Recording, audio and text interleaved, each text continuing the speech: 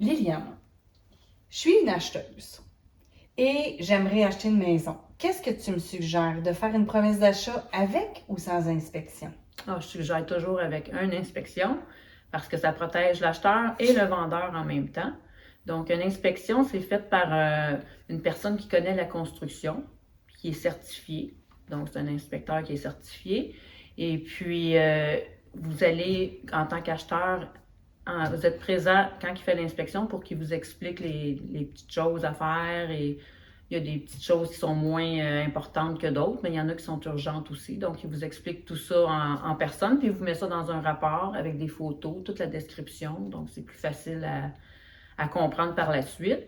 Et puis, il va regarder les fondations, le revêtement extérieur, il va regarder la toiture, il va regarder l'entretoit, l'électricité, le panneau électrique, la plomberie. Il regarde beaucoup de choses, donc c'est important de faire inspecter.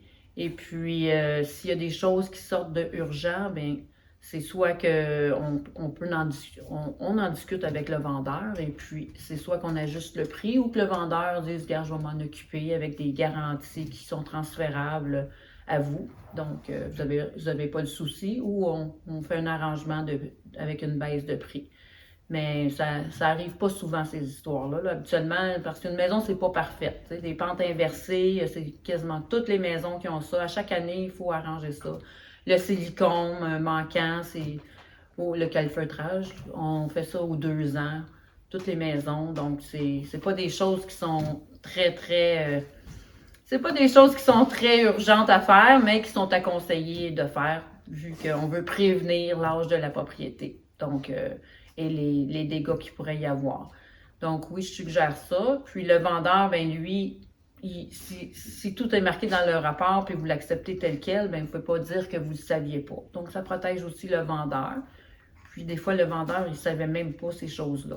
Donc, et puis en même temps, l'inspecteur regarde la périte, le rapport de périte s'il y en a. S'il n'y en a pas, ben il devrait en avoir un dans les endroits où c'est conseillé, mais s'il n'y en a pas, lui, il est capable de voir à l'œil quelques fissures, voir s'il n'y a pas un problème, qu'on devrait faire un test de périte, justement, pour rassurer l'acheteur. Donc, l'inspection est payée par l'acheteur, mais le test de périte est payé par le vendeur. Donc, il y a plusieurs petites choses à voir. Aussi, l'isolant, s'il y a de la miouffe, ça c'est une autre vidéo qu'on fera aussi.